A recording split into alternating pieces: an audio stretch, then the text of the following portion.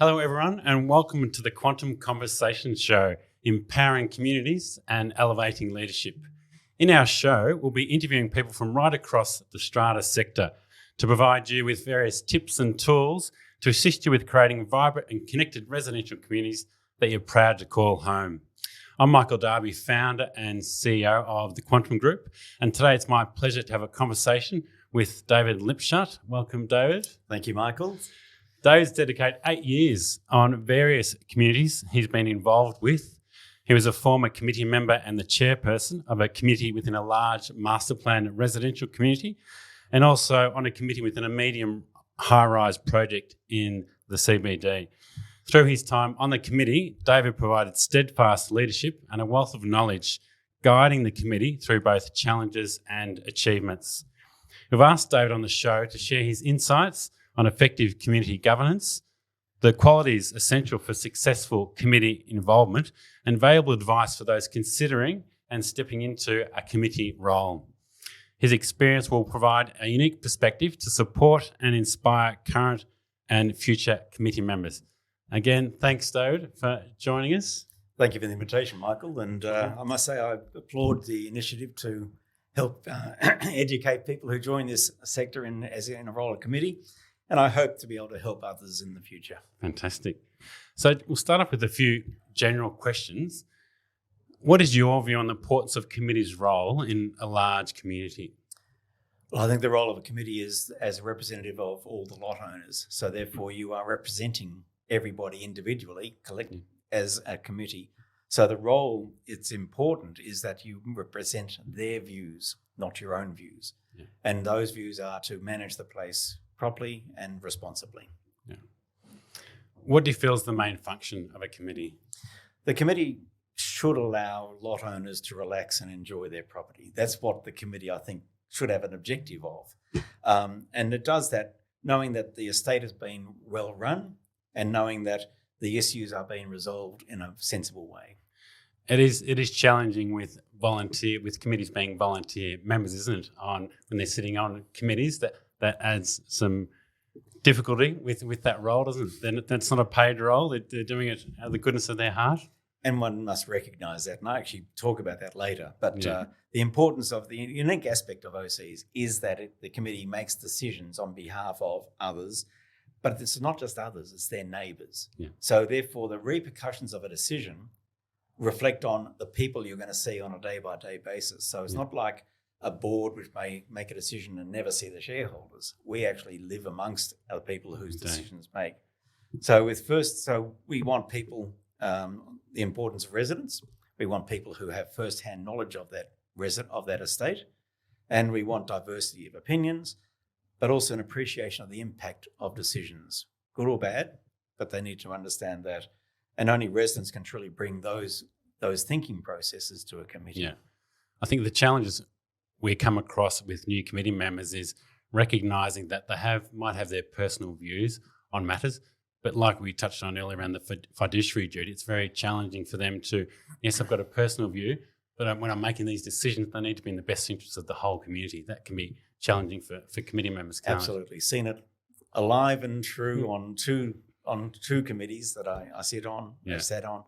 And when someone comes to a committee with a personal objective, it becomes pretty obvious pretty quickly, in which case their role on the committee is diminished, the cohesiveness of the committee is reduced, and the effectiveness of the committee is challenged. So I think that anybody who is actually thinking that I'll get on a committee to get my way, that's probably not a good thing. Yeah. Look, and that's how through Quantum, I think it was 4 years ago, we set up a committee recruitment induction program. We proactively reach out to the whole community through information sessions we run, gauging interest on joining the committee, explaining to people what their role is on the committee, and they've got that fiduciary duty, trying to filter through, and get the right people to serve on the committee, just to help the committee hit the ground running with the right members. It's the effort we're making, and they have interviews with committee members. So they really get to know before they start what's involved, so you can get the best results when you're on the committee. And certainly when I was chair, I was encouraging for people to join the committee as well and would meet with them. And some would continue the process, but some misinterpreted their role as, getting something that they wanted. and would bail out. Yeah. So the role of a committee member, I think, is one has to be one of sharing, but also bringing expertise and skills to a committee. I guess another option that's come to mind on reaching out to residents to get them on the committee is working groups that we've both set up and worked with, which works well. They're not a part of the committee, but it provides opportunities for people who have a specific interest, whether it's around landscaping or finance. They can sit on that working group without being on the committee and provide value and get to know what it's like. It could be a breeding ground for committee members, can't it? We did use working groups, and that was effective certainly for garden propagation and social events and things like that. There were working groups, and they were normally chaired by someone on the committee, but most of the members weren't on the committee. Yeah. And that, I think, is a useful adjunct to a formal structure. It means that a committee has another party to which it can delegate a task. Yeah. And that's, I think, sharing the activities and sharing the responsibilities is a good thing to do. Sharing the workload. Sharing the workload, Indeed. yes. What did you enjoy most when you were serving on a committee? I enjoyed the interactions that I had with people, positive and negative, and you understand that. But I think that the thing about being on a committee is to see an outcome that benefits all. And that's what it's driven me through my career, and still drives me, is to do something that in fact might not be easy, might not be obvious, but when it's done, people say, well, that was a good idea, and get a good outcome. Yeah. That's what drives me. Yeah. And that comes back to, you're doing it for a personal agenda, or you're doing it to serve the wider community. What aspect you bring to it makes a big difference. You have to bring the wider community aspect. Yeah. And I think the corollary to that is that if you bring your personal one, you'll probably be clouded in your judgment. Yeah. And that is another aspect that will become pretty obvious from your other co-committee members. They will see this, and they will then, the respect for that person's opinion will diminish. Yeah. And look what we've found with the first committee meeting format that we've got, that there's a lot that we work through, and expectations of being on the committee, the expectations of the manager, the fiduciary duty, and those people often disappear after the first meeting because they know this isn't the place for my personal agenda to work through. We didn't have that. I mean, we had people who glazed over, I think, with some of that stuff. Yeah. But what I think the best way that one of the roles of the chair is to make sure that the committee is considering things in a holistic way and a non-biased way, and with an outcome in mind. Yeah. And that's, I think, an aspect that is important. But there's the legalities of an owner's corporation, and we need to reflect and respect those. Yeah. But most people join a committee because they live there and they think, oh, this might be way of getting something done. Yeah. And the flip side is it could be a good social event. We don't want that either. It's nice to catch up, but after 2 bottles of red wine, meetings can get misguided, can't they? We rarely had the wine at the OC, and I think that's a good idea. But others I know, for those at home, and what not to do. Yes, make sure they're not social. They're not social. It's gatherings. not a social, no, but it's collegiate rather than social. In other words, you're working towards a common outcome together. Yes. Socialisation happens outside. Indeed. What was one of the key challenges that you worked through and reached a good outcome on when you're working as a committee member? You've sort of touched on it. OC committees have a diversity of membership, and they have opinions on different topics coming from different perspectives. At times, talking with a member can resolve a problem outside of the committee meeting, but sometimes it just can't.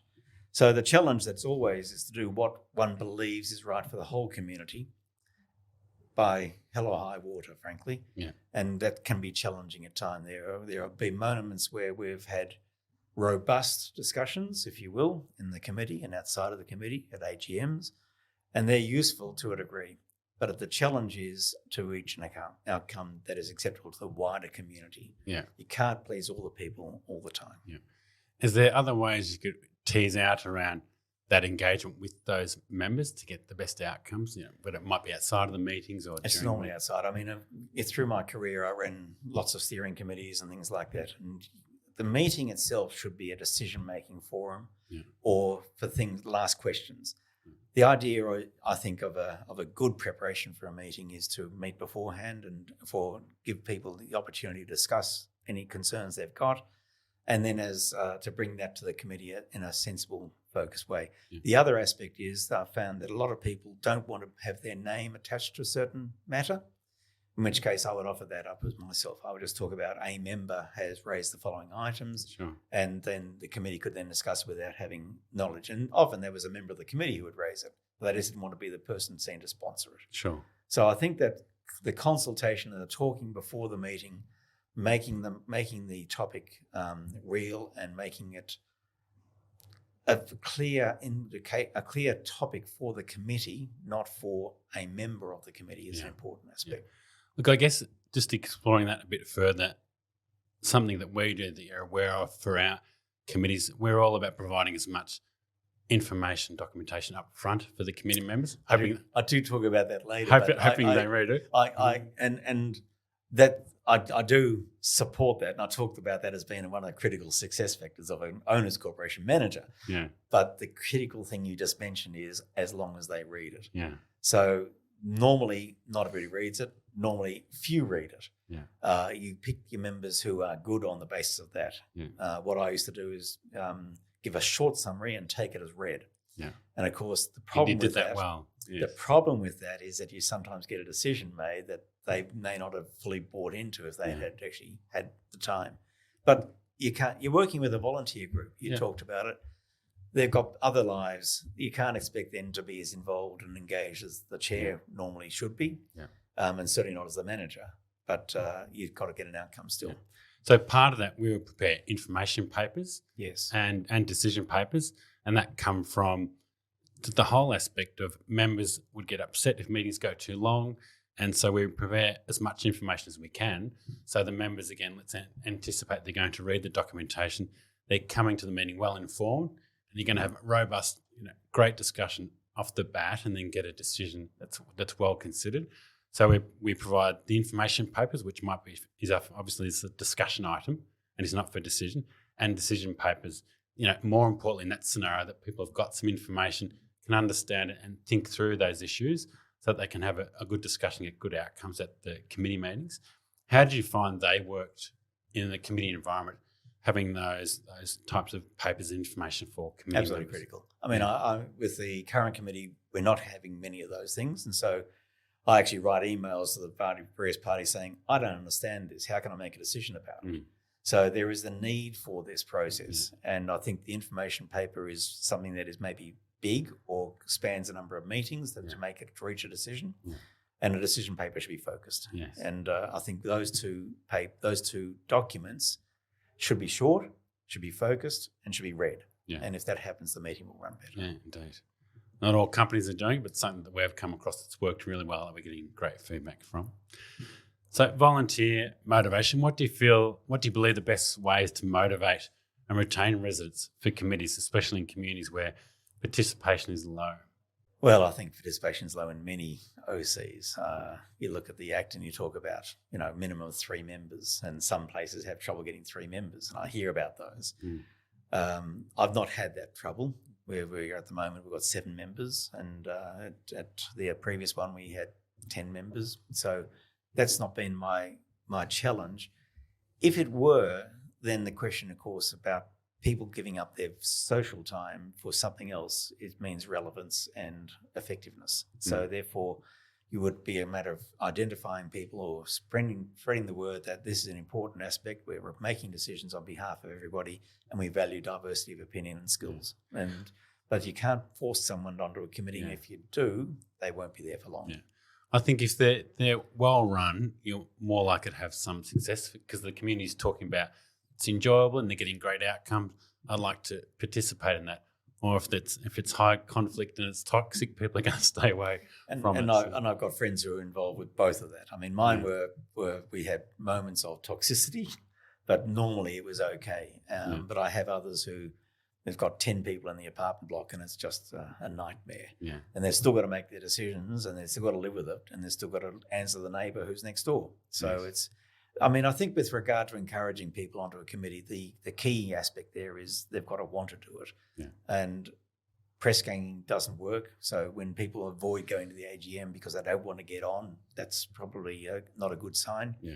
But I think at the end of the day, as you said, a well-run collegiate, it shouldn't be necessarily fun, but it should be useful and outcome. And of course, the person's background will have an impact on that. Yeah. If they've never been in involved with making decisions or committees and things like that, then they'll probably find that as more of a barrier. But then we've had people like that, and they just wanted to be involved for the social aspects or something like that. Oh, that's one other aspect I talk about committees, is having a diversity of those who do and those who help. Yeah. And so if we've got a committee where there are maybe 3 or 4 who do, then the others can bring their opinions and consultation with other members of the community and things like that, and have a less onerous role. Yeah. People bring different skill sets, don't they? They do. They do. I mean, the skill sets of people are is important. Yeah. And you know, one of the things is that a chair can't be precious. I mean, if you've got an idea that it doesn't fly with the others, you just got to let it go. Yeah. I have heard of chairs who push through everything that they have as their idea, and I think that's a recipe for disaster. Not a good functioning committee. Not a good functioning committee, no. We might go to chairperson, because you did serve for a number of years, which is a critical role amongst committees. So a few questions around that. What do you see as the top 2 or 3 tips, I guess, in your experience for a chairperson of an owners corporation committee to ensure that their committee gets the best outcomes for their community? Well, 6 years as chair was a good run. Yeah. And so I think I've thought about the question of, and the top 3. I think the first one is seek counsel. I mean, ideally one has 1 or 2 other members of the committee that one can go to and just have the chat about a topic or an item or an issue before you get into to help you form your view and form your opinion.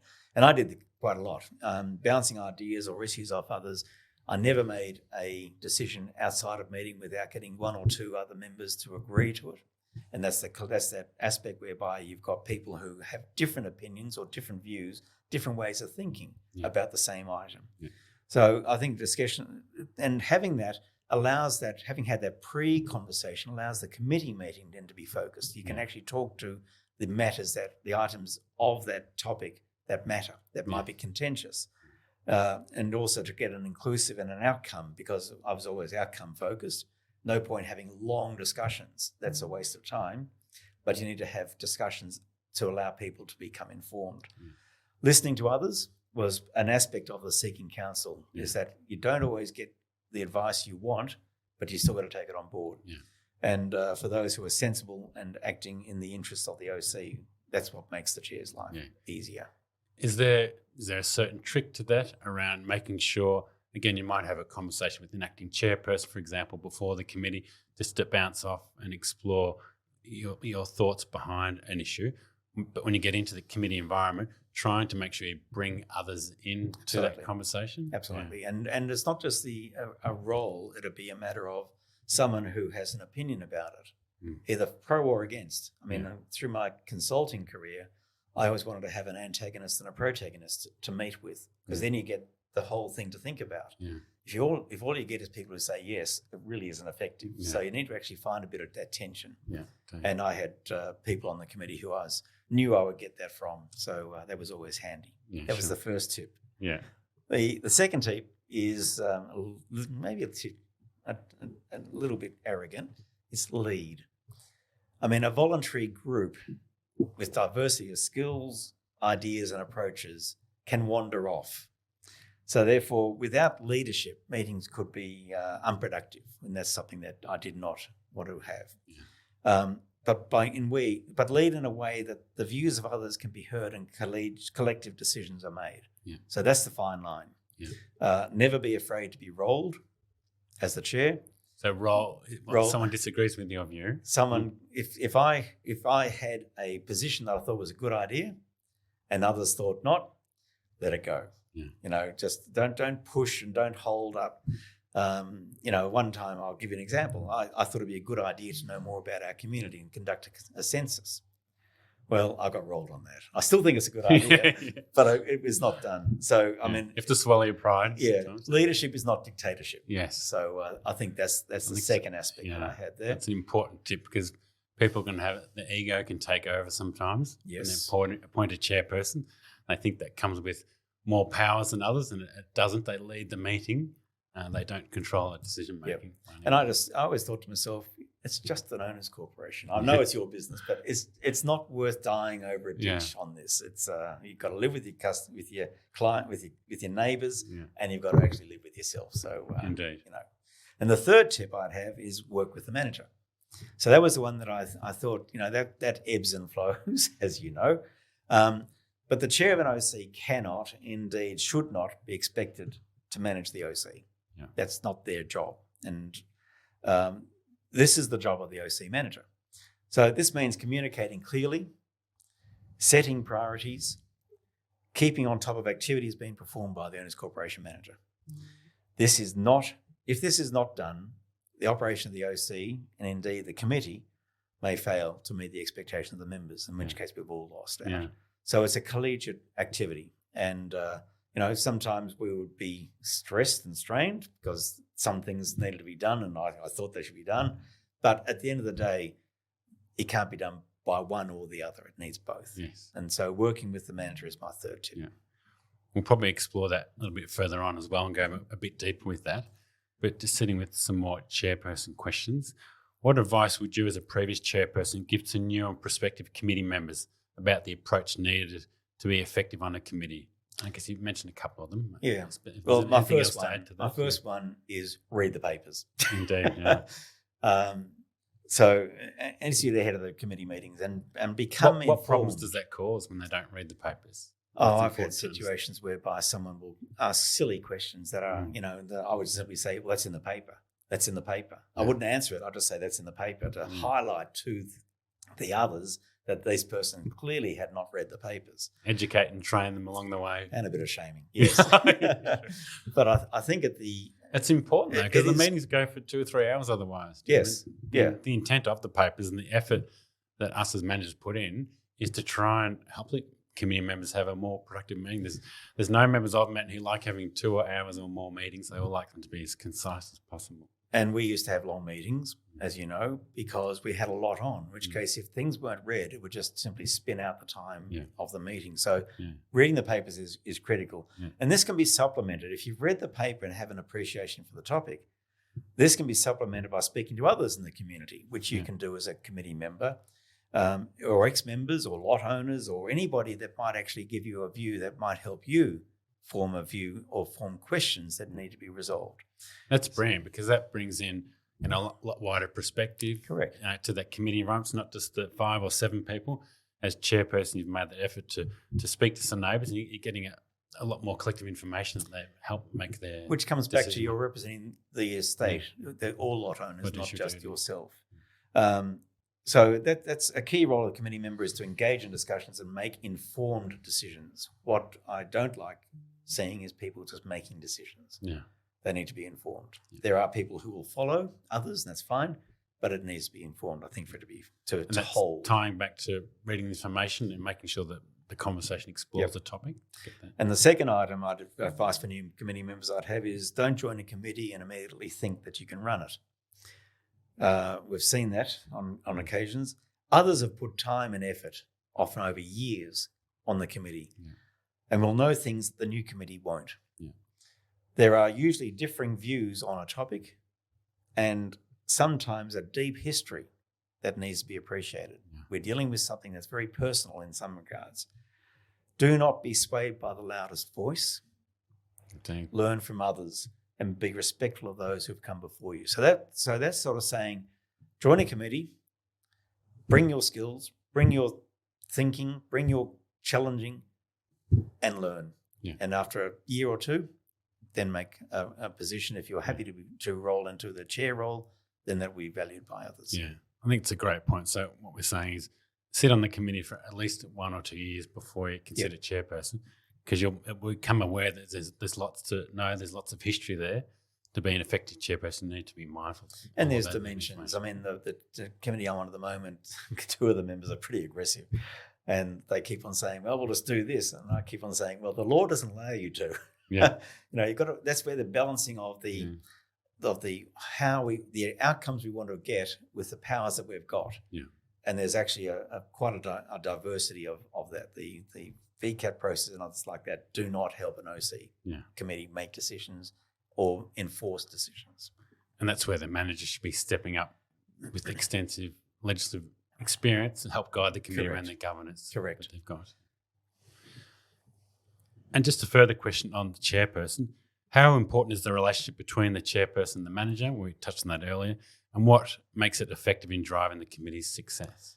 Given it was one of my top 3 tips, it's important. Yeah. I think it's a critical success factor. If you don't have a good relationship, then you won't be successful as either the manager of the property or operating as the committee. I won't repeat my earlier answer, but mutually respectful working relationships is a key aspect between the chair and the OC manager. Yeah. And some OC managers are less organised than others. I've seen that. So keeping on top of things as the chair is important. I think the chair is the one who is accountable to the membership, not the OC manager. Yeah.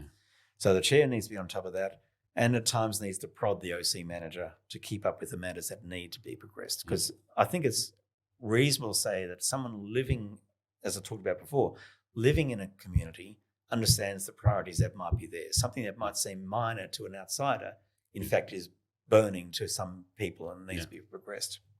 And communication is a big, I guess it's underlying what we've talked about. Communication between the chairperson and manager is just critical, isn't it, on an ongoing basis? Ongoing basis, ongoing open basis. I mean, you need to have the mobile phone numbers of each party so you can actually do that.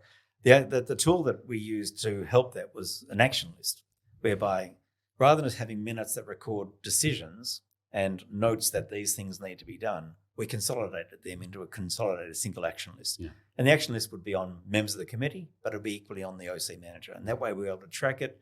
We would have a date that it needed to be done. So if it wasn't a high priority, it might be next meeting or after that even.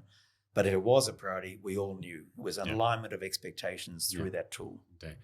And I think it comes down to basic goal structure, doesn't it? Having someone nominated to take a responsibility for that task and a deadline is going to get you good outcomes, isn't it? Yes. And it's educating that committee members as well around the accountability loop and managers, making sure they're held accountable.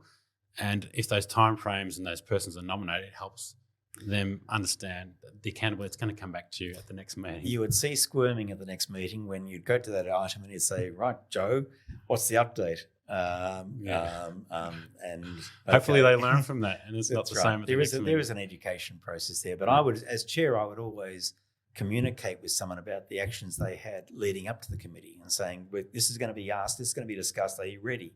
Yeah. And so, again, there's a chair's role as a bit of a facilitator, I think. Yeah, sure. To get a better outcome. Yeah. Dave, we spoke already about fiduciary duty, so just a question to explore that a bit further. What do you feel are the best ways for a committee to approach decision-making to ensure committee members uphold their fiduciary duty? And maybe in your view, what does fiduciary duty mean from a committee member's perspective, so others know that? Critical question, critical topic. For my mind, I'm determined that committees don't just make decisions, they make good, informed decisions. Why is that important? It's because you just make a decision, it can unwind. If someone thinks about it later on and says, well, I want to come back to that again, then you've just wasted a meeting, wasted a month or two between meetings. So the outcome has to be a good, informed decision. Yeah. When considering expenses, does the committee understand the need for the expense? Does it understand it's getting value for the money, for instance? There's things that are not just, here's a proposal, but what's it mean? Mm. Because if you think about it as I'm spending other people's money, that's how you should think about it. In other words, what would I be asking if it was to be that? And a good approach for each decision is be back to, as you discussed before, by a decision paper.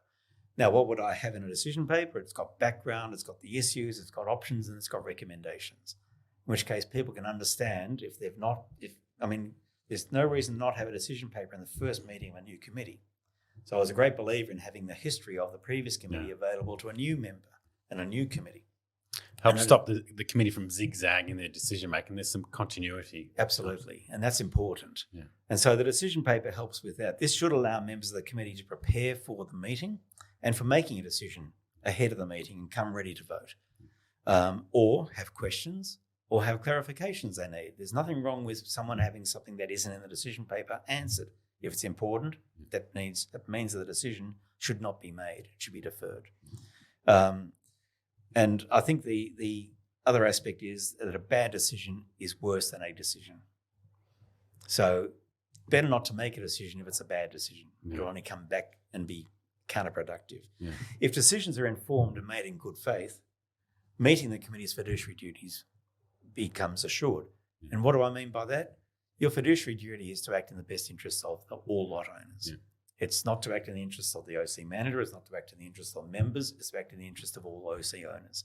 So if you actually make a decision that is fully considered from that perspective, then I think you will have met your fiduciary duty. Well, it's great having David on the show today, sharing his wisdom and experiences with us. His insights into committee leadership, community engagement, and navigating challenges have been incredibly valuable. If you'd like to revisit the conversation and all the takeaways or access our other resources, please feel free to visit our website, quantumunited.com.au, or you can follow us on LinkedIn or Facebook. Thanks for joining us on Quantum Conversations. Until next time, stay inspired and work with us to continue to create vibrant and connected residential communities.